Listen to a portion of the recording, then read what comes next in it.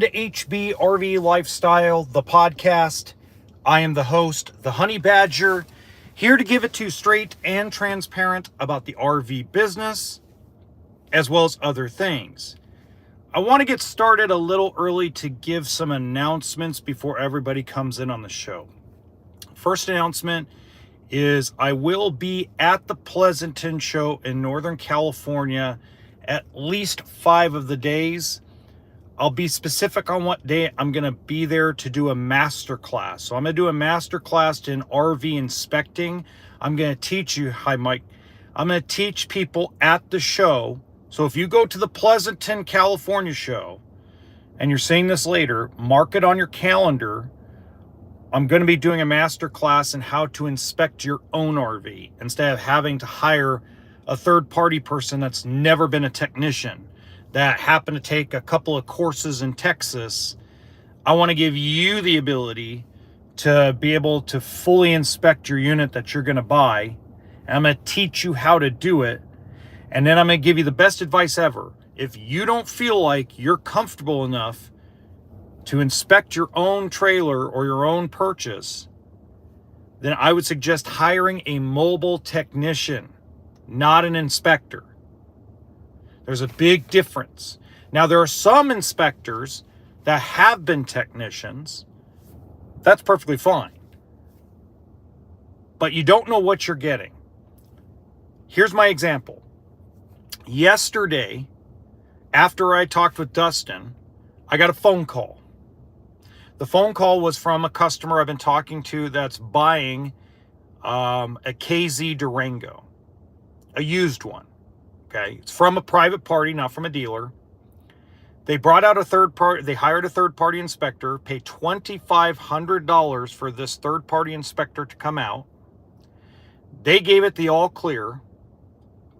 They drove off and the axles fell apart.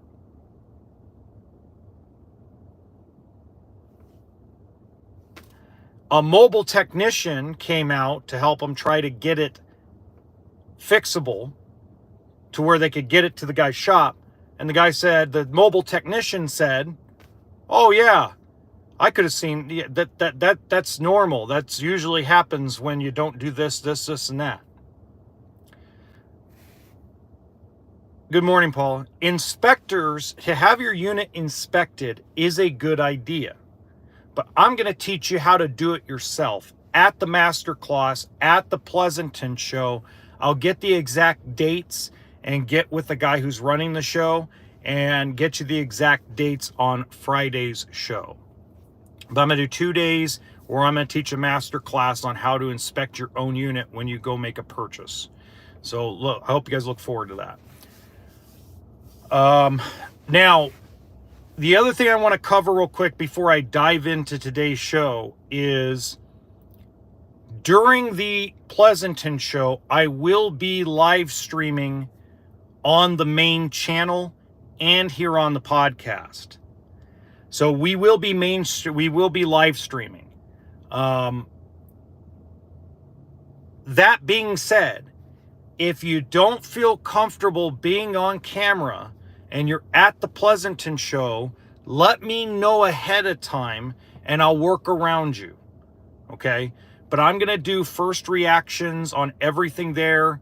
I've already made contact. I haven't gotten contact back, but I made contact with all the dealers that are there to let them know that I'm going to film inventory. I'm going to live stream a lot of stuff to get first reactions out of me, first reactions out of consumers. Should be a lot of fun. Hi, Massive Testicles. That's a great name. So, good stuff. All right, let's launch into this. So, I'm a little pissed off today, but at the same time very happy for RV dealerships, but I'm pissed off at the federal government a lot today.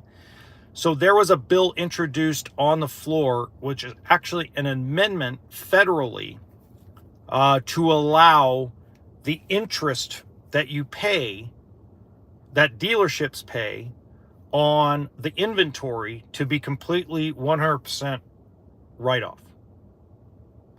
You couldn't do it prior. You only could do 30%.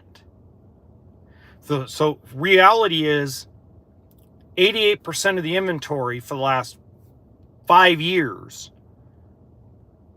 only 30% of the interest could be written off.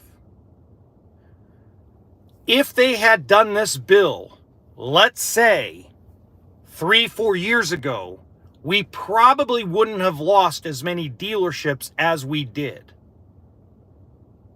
That's what makes me mad. It's like, let's do it when everybody's closing down. Let's not get ahead of ourselves. Let's not be proactive. Let's be reactive. So the federal government, in a lot of ways, is just as bad as the manufacturers sometimes. It's like, oh, we won't be proactive about something. We'll be reactive about something. So that kind of pissed me off today reading that, because it's a good thing, because now going forward, these high interest payments that dealers are making on this inventory is now 100% going to be written off. So that write-off is going to help them keep their cash flow up to keep their doors open. So this is a very positive thing going forward. But what the hell, man? You could have done this a couple years ago and we wouldn't be in the situation we're in. But see, this is why I hate politics. This is why I don't like Democrats or Republican politicians. I love people, but I don't like the political parties. There's like zero common sense amongst both sides of the aisle. And it pisses me off.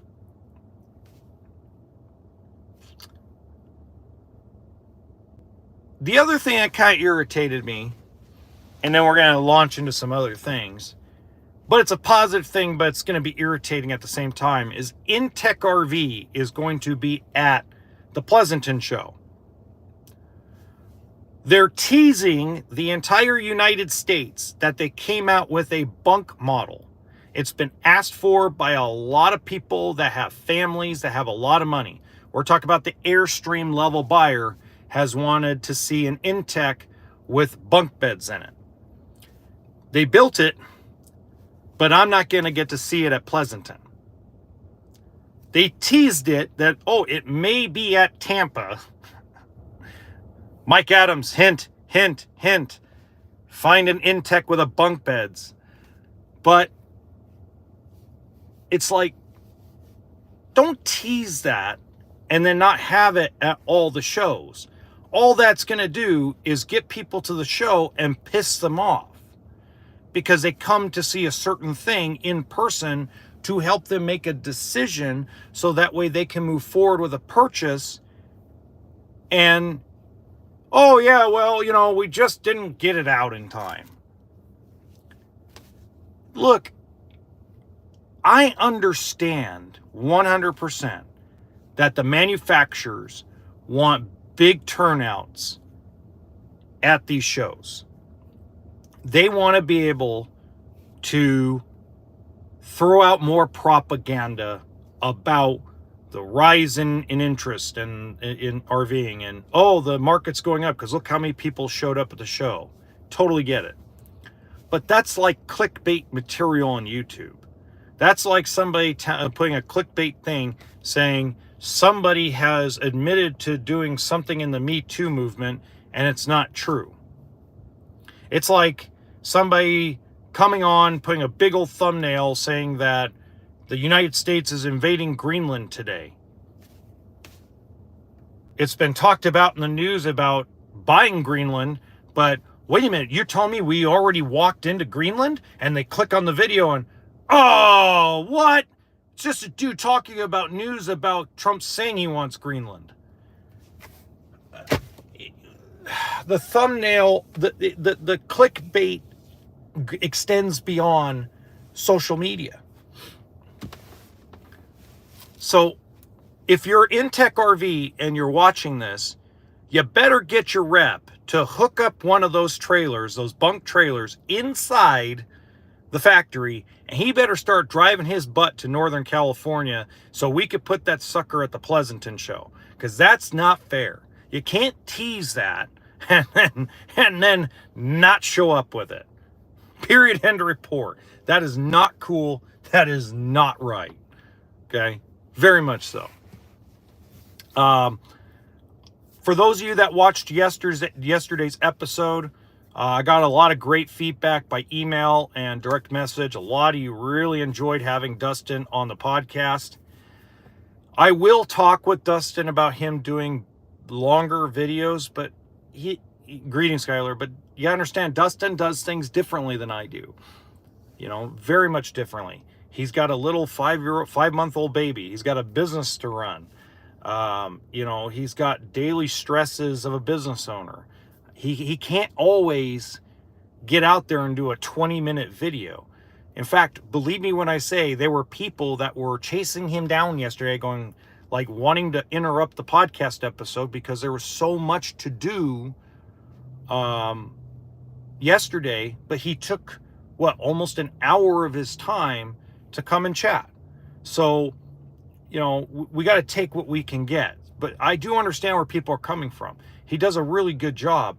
And, eventually when he starts getting more freed up, he'll probably do longer videos and talk about more things. But,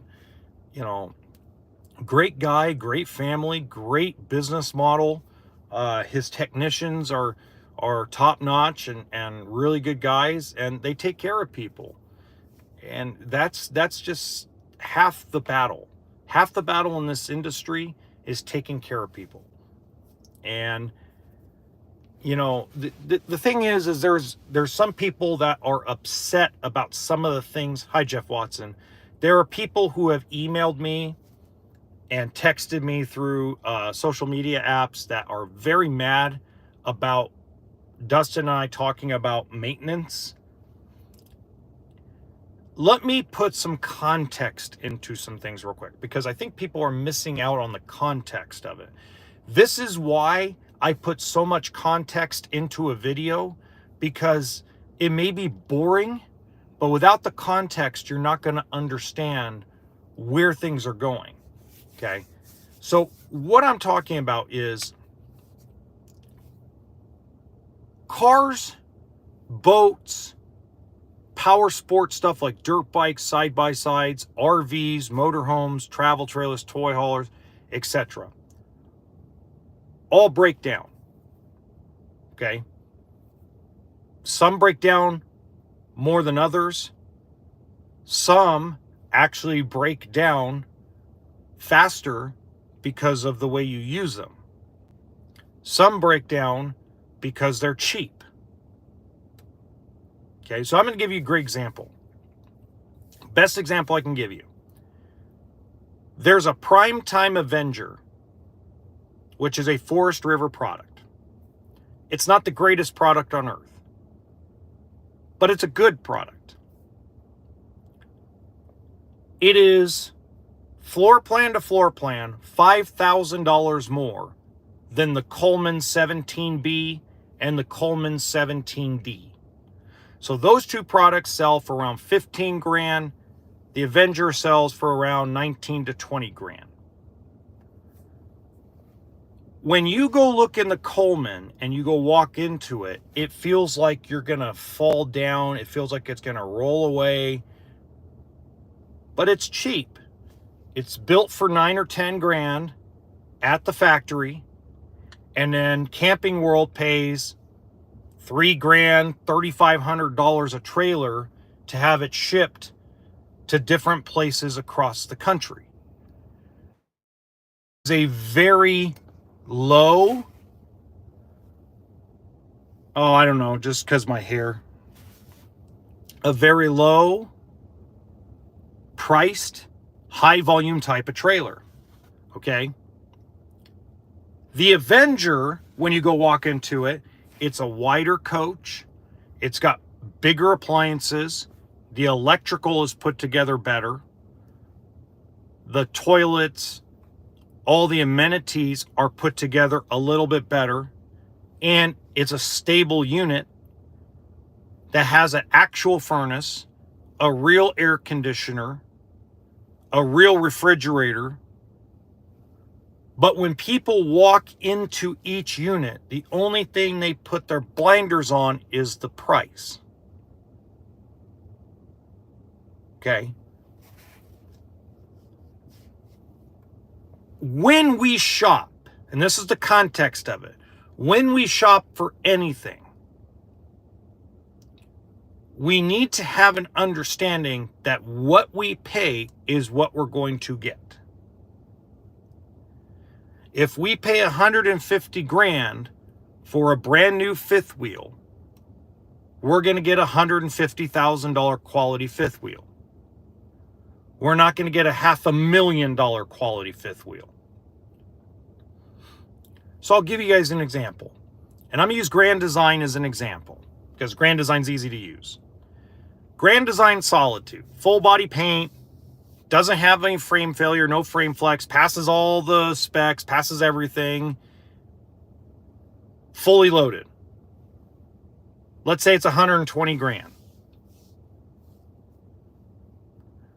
People expect that fifth wheel to be the quality of a Lux or a Riverstone or a Redwood. They're expecting a $120,000 unit to have $250,000, let's say $200,000 to $250,000 quality. Champagne taste with a beer budget. Now, what Dustin and I are saying is not that we disagree with anybody that's pissed off that they spend $150,000 and the coach falls apart. We're not saying that. What we were saying is there are things you can do aftermarket to help you make that coach last longer.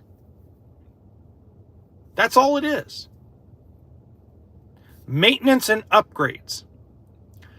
For those of you that buy these beautiful cars off the dealership lot stock, a lot of you customize and upgrade things on those cars, on those trucks. You don't keep them stock. A lot of folks that buy boats customize it out of the showroom floor and add upgrades to it. What's so different about the RV industry that people are pissed off?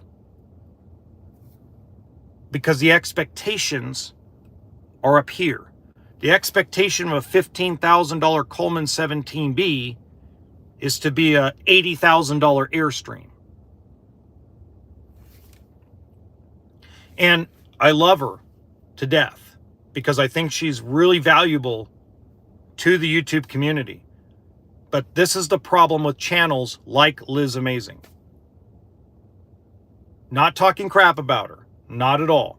But this is the problem with that negative. Every video's negative.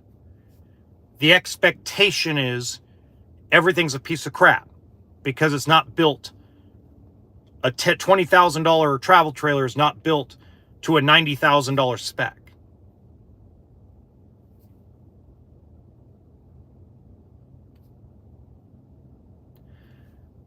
I have a very down the middle mindset when it comes to this stuff, because what was it yesterday? There was a survey I got emailed yesterday, survey results. 73% of Americans and 81% of Canadians that own an RV use them less than 5 times a year. Out of 2,000 owners of a 2023 RV, only 15% of them said that their coach was inside the service center for more than a month.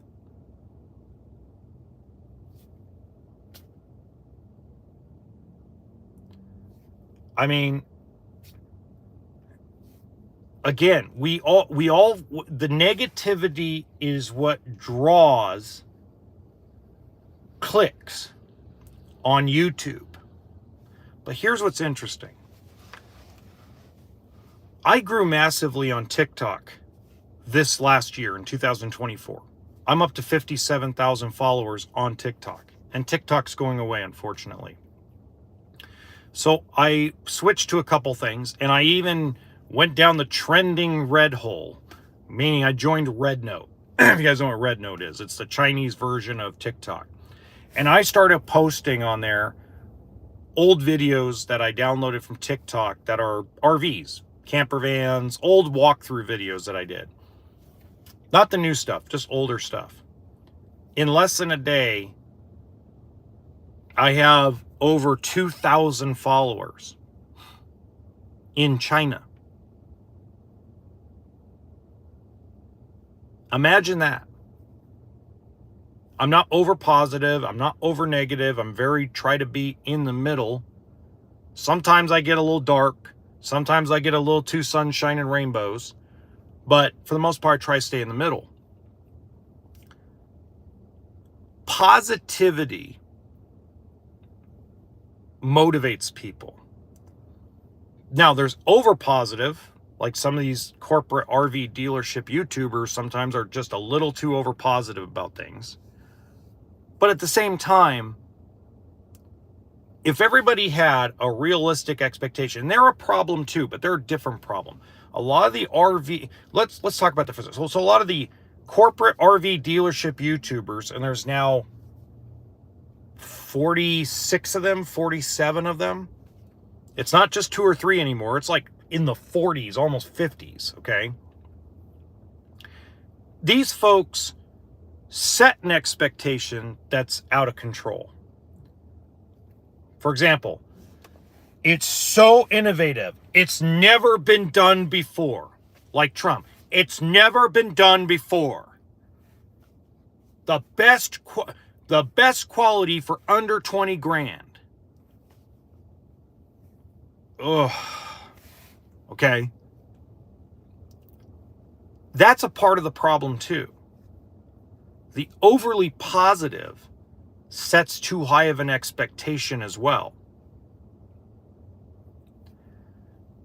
There has to be a balance to everything. This is every industry. This doesn't just have to do with travel trailers and toy haulers and fifth wheels. This has to do with cars, trucks, a loaf of bread.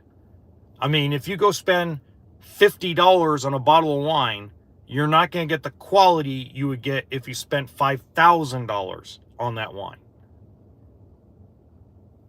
We have to have a reasonability factor somewhere. Frames are going to crack, Jeff. They crack on Lamborghinis. $200,000, $300,000, $400,000 supercars break faster than your Honda Civic.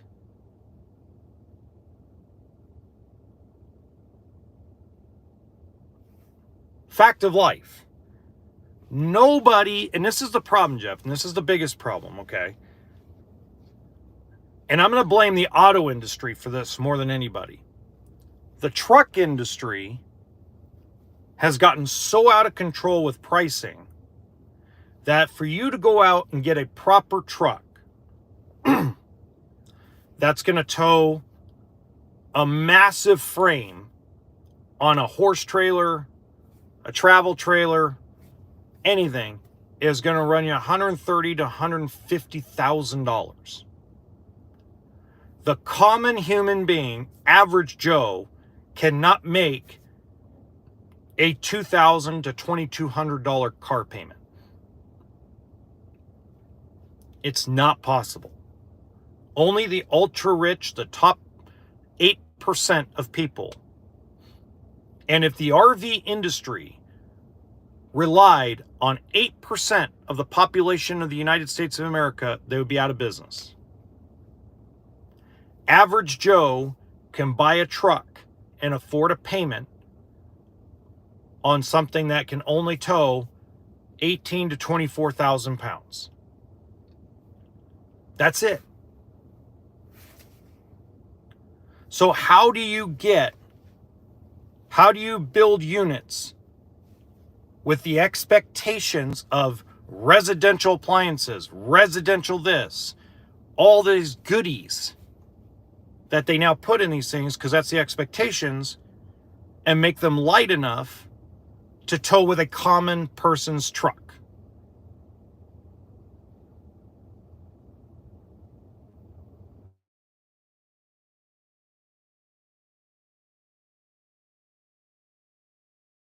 Oh, never mind. I'll take the call a little bit later. The common person's truck isn't going to tow what you guys think the frame should be. And RVing is not meant for just the ultra rich. Now, if you happen to be lucky enough that you can afford a $150,000 to $200,000 truck, more power to you. But that's not what 85% of RVers can afford. Because truck payments are 6-year terms, maybe 7. Interest front-loaded payments.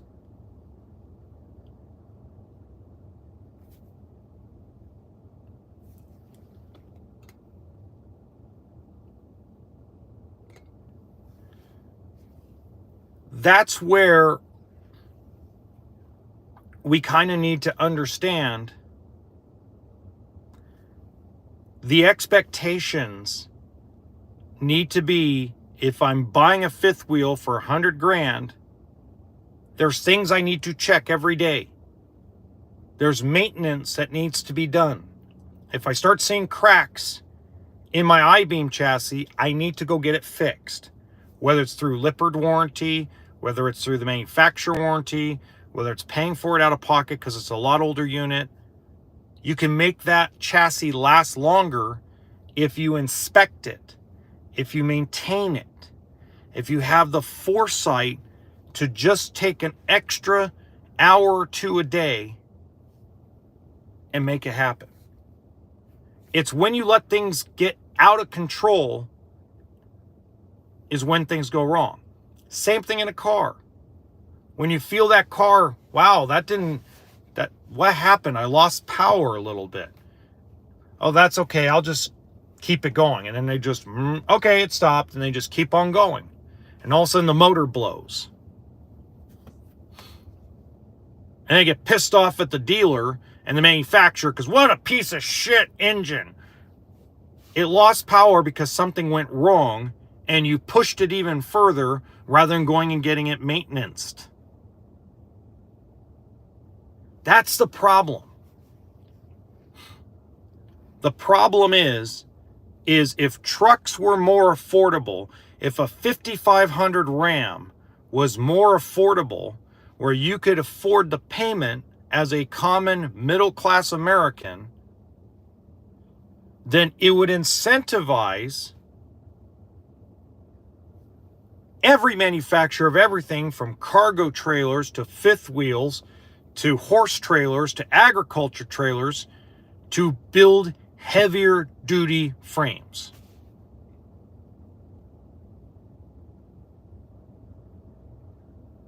But that's not a reality. Now, does that mean that the frame failure and frame flex problem Grand Design has gone through is right? Absolutely not. That's an extreme measure. That is an extreme situation that's not normal. What Dustin and I were talking about yesterday is the normal wear and tear of frames, the normal wear and tear of appliances, the normal wear and tear of things, of using them, overloading them, going down rough roads, going off grid camping. Hi, Larry. We need to, as a community and an industry, to set the expectations correctly for what is possible and what needs to be done.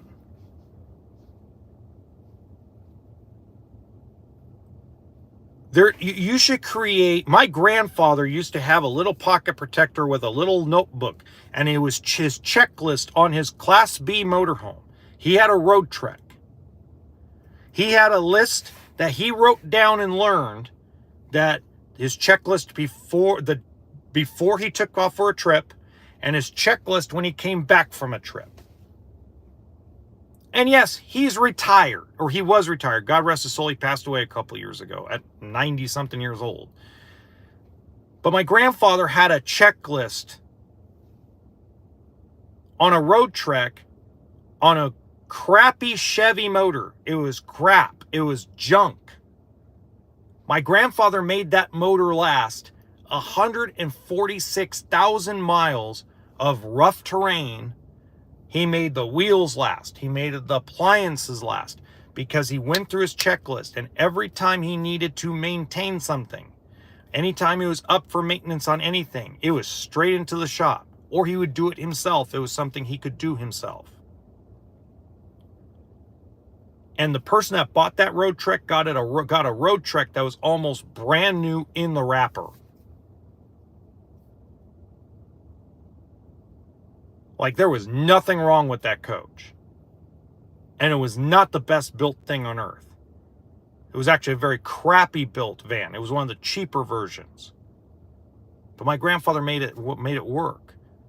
My grandfather always told me, a very smart man, he said, extra 30 minutes before you leave on a trip and an extra 30 minutes when you get back from a trip on anything will make things last longer. Take your time, don't rush, even if you're tired.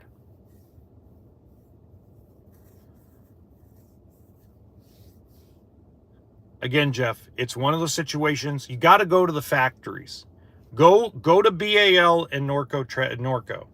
You're going to be mad if you go to Lippert. Go to BAL, go to Norco. See if Northwood Manufacturing, which does Arctic Fox and a bunch of other brands, see if they'll let you come and do a tour of their frames.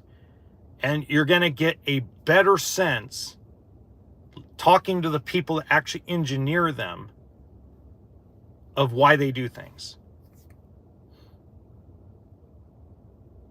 Don't listen to the people online. Go get it from the horse's mouth. You'll have a whole different perspective.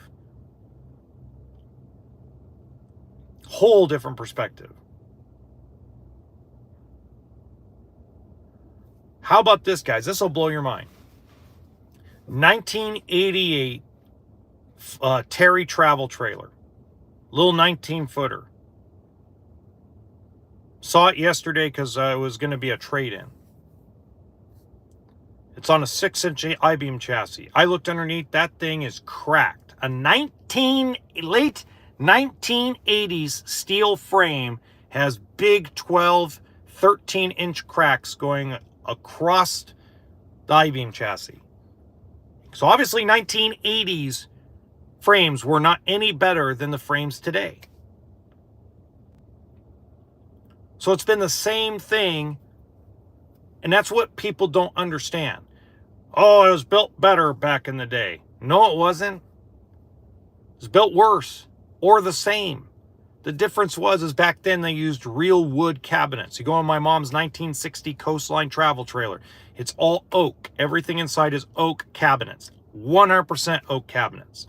None of this paper thin crap they put in now. The appliances were way different back then. They were heavier. And the frames weren't any better.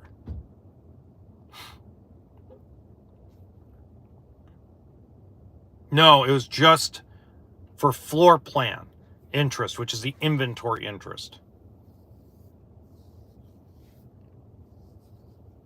Yeah, Lippert will piss you off because Lippert people, they are so corporatized now that it would be very difficult to get a straight answer. But Norco/BAL, which is the same umbrella company itself, NXG is another company. They do Huck-Bolt chassis. That's what Coachman, Clipper, and Viking travel trailers use, the ones I used to sell to dealers. They're a smaller company. They'd be more than happy to talk to you. Northwood Manufacturing would love to talk to you. They love talking to people about their frames because it's a big selling point right now.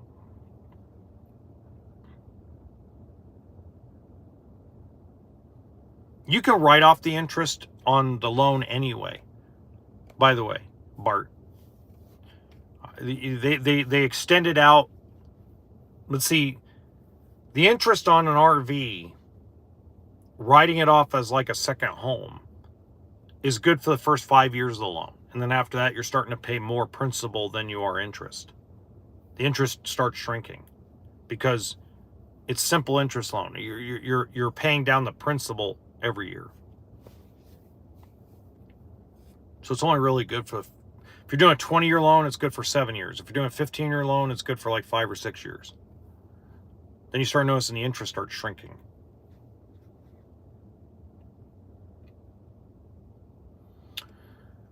Last thing I really want to just kind of cover is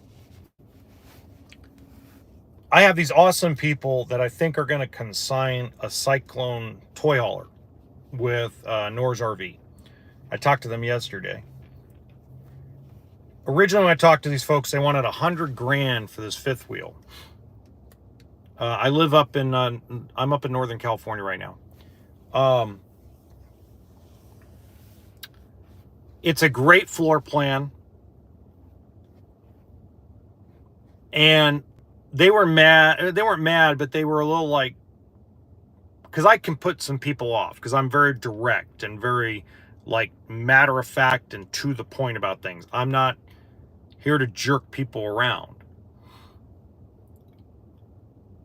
I told them what I think it would sell for. They were like, what? I'm like, yeah.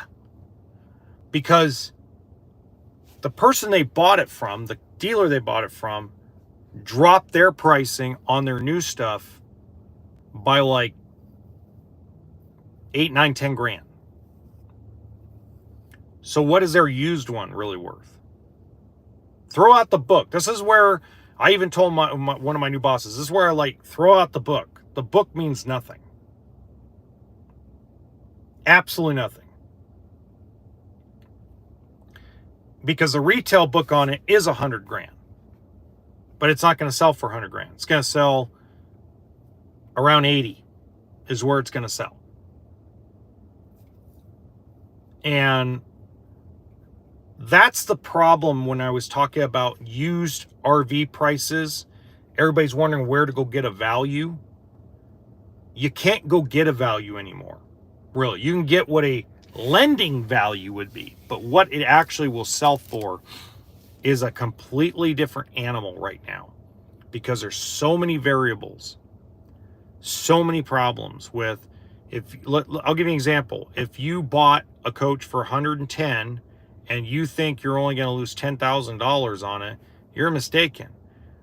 Because if you list it for 100 and a person sees that they can buy a brand new one for 110, they're going to go spend the extra $10,000. It's different when you're in the lower dollar amounts. If let's say you bought something for 30 grand and you want to list it for 25, you might get somebody to actually bite on that because you may not get somebody that wants to spend 5 grand less. But if you list it for 28.5 instead of 30,000 and brand new ones are selling for 30,000, you'll never get any calls because somebody's going to go spend $2,500 more on a brand new one.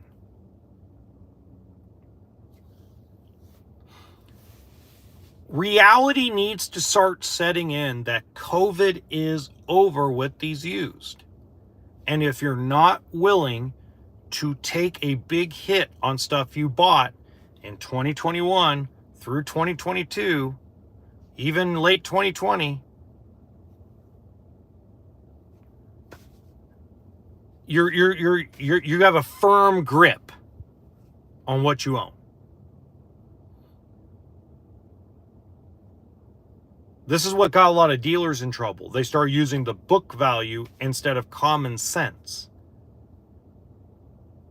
And for those of you that got away scot-free from a COVID unit because the dealer overpaid, hey, you got one over on them. Good job. But it ain't gonna happen anymore. Great. So just a reminder about that. Final thought of the day. I'm starting to kind of like that app Red Note. It's a pain to have to go copy and paste Chinese into Google Translate and back and forth. That's pretty much what I have to do. A lot of Americans are over there. Lemon 8. I'm on Lemon 8. I'm gonna continue to post on TikTok until the day it shuts off. But just imagine that. We're now up to what, 1.2 million Americans in 2 days have downloaded a Chinese social media app that's actually owned by the actual Communist Party. All in revolt over our federal government doing something absolutely stupid and banning a company that over half the population uses. Yeah, that was smart.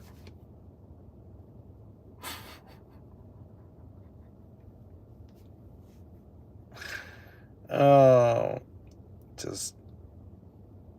oh man. That's why I don't talk politics. It frustrates me. Anyway, guys, until tomorrow, have a good one.